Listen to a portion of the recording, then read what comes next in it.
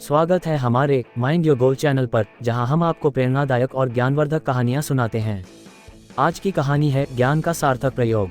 तो आइए इस कहानी को सुनते हैं। ज्ञान का सार्थक प्रयोग। बहुत समय पहले की बात है। एक छोटे से गांव में 4 ब्राह्मण भाई रहते थे।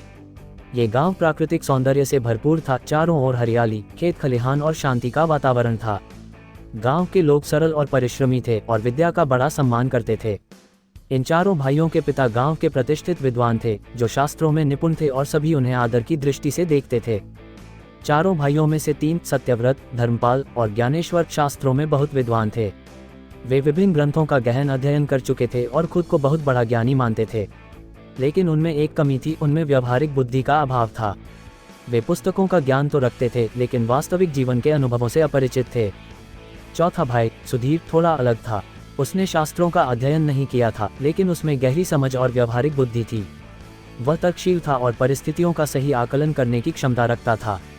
वह मानता था कि केवल शास्त्रों का ज्ञान पर्याप्त नहीं होता, बल्कि सही समय पर उसका उचित प्रयोग करना भी आना चाहिए।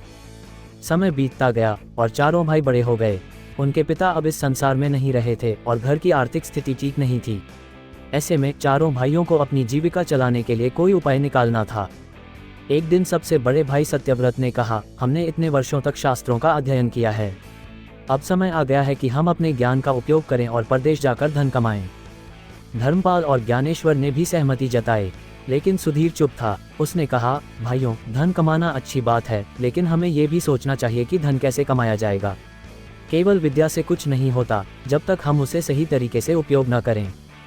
सत्यव्रत हंसते हुए बोला, तुम्हें क्या पता सुधीर, तुमने कोई शास्त्र नहीं पढ़ा और तुम्हें व्यर्थ की चिंता है। हमारे पास महान ज्ञान है और उसी के बल पर हम धन कमाएंगे। धर्मपाल ने कहा, अगर तुम्हें हमारे साथ चलना है तो चलो, लेकिन हमारी कमाई में तुम्हारा कोई हिस्सा नहीं होगा, क्योंकि तुमने कोई विद्या नहीं सीखी है। ज्ञानेश्वर को ये बात उचित नहीं लगी। उसने कहा, हम बचपन से साथ बड़े हुए हैं, इसे अकेले छोड़ना उचित नहीं होगा। हम जो भी कमाएंगे उसमें से थोड़ा हिस्सा इसे भी दे दिया करेंगे। अंततः चारों भाइयों ने परदेश जाने का निश्चय किया और यात्रा पर निकल पड़े। चारों भाई अपनी यात्रा पर चल पड़े। कई दिनों तक वे घने जंगलों, ऊंचे पहाड़ों और नदियों को पार करते रहे। रास्ते में उन्हें कई तरह की कठिनाइयों का सामना करना पड़ा। कभी भोजन की कमी होती तो कभी मौसम बहुत कठोर हो जाता। एक दिन वे एक घने जंगल से गुजर रहे थे। जंगल में उन्होंने एक स्थान पर कुछ हड्डियों का ढेर देखा। सत्यव्रत ने कहा, यह एक अच्छा अवसर है कि हम अपनी विद्या की परीक्षा लें और देखें कि हमने जो सीखा है वह कितना प्रभावी है। धर्मपाल और ज्ञानेश्वर भी इस बात से सहमत हो गए। सत्यव्रत ने उन हड्डियों को गौर से देखा और कहा, ये किसी जानवर की हड्डियां लगती हैं। मैं अपनी विद्या से इन्हें सही ढंग से जोड़ सकता हूँ। उसने अपने मंत्रों का उच्चारण किया और कुछ ही पलों में सभी हड्डियां सही क्रम में एकत्रित हो गईं। इसके बाद धर्मपाल ने कहा, अब मैं अपनी विद्या का प्रयोग करके इन हड्डियों पर मांस और खाल चढ़ा सकता हूँ। उसने भी अपने मंत्रों का उच्चारण किया और कुछ ही क्षणों में हड्डियों पर मांस, खाल और बाल आ गए। अब ज्ञानेश्वर उत्साहित होकर बोला, अब मैं इसमें प्राण डालूंगा ताकि यह जीवित हो जाए। इतना सुनते ही सुधीर घबरा गया। उसने हड्डियों के ढेर को गौर से देखा और पहचान लिया कि यह किसी साधारण जानवर की नहीं, बल्कि एक शेर की हड्डियां थीं। सुधीर ने तुरंत चेतावनी दी, भाइयों रुक जाओ, यह एक शेर है। यदि तुम इसमें प्राण डालोगे तो ये हमें मार डालेगा। लेकिन सत्यव्रत हंस पड़ा और बोला, तू तो मूर्ख है सुधीर। हम विद्वान हैं और हमें अपनी विद्या पर पूरा भरोसा है। हमें तेरा डरपोकपन नहीं चाहिए। धर्मपाल ने भी उसका मजाक उड़ाया, बुद्धिहीन व्यक्ति सदा भयभीत रहता है। हम अपनी विद्या का प्रयोग अवश्य करेंगे। सुधीर समझ गया कि वे उसकी बात नहीं मानेंगे। उसने तुरंत पास के एक बड़े पेड़ पर चढ़कर सुरक्षित स्थान ले लिया।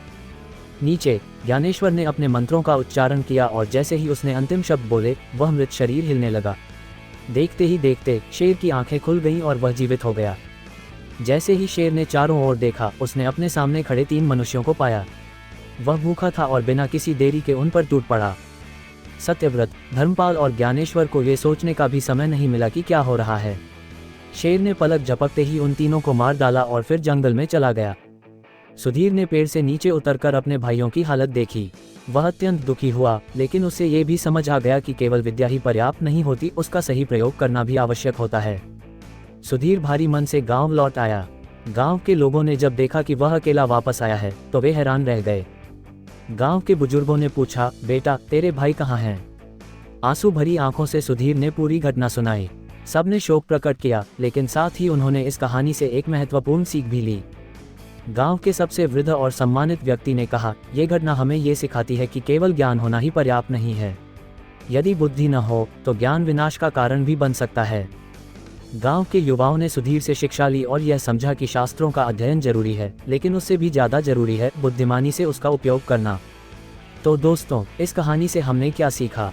केवल विद्या ही पर्याप्त नहीं होती, बल्कि बुद्धिमत्ता और व्यवहारिक ज्ञान भी जरूरी होता है। बिना सही समझ के किया गया ज्ञान का उपयोग कभी कभी विनाशकारी हो सकता है। अगर आपको ये कहानी पसंद आई हो तो वीडियो को लाइक करें, चैनल को सब्सक्राइब करें और अपने विचार हमें कमेंट में ज़रूर बताएं।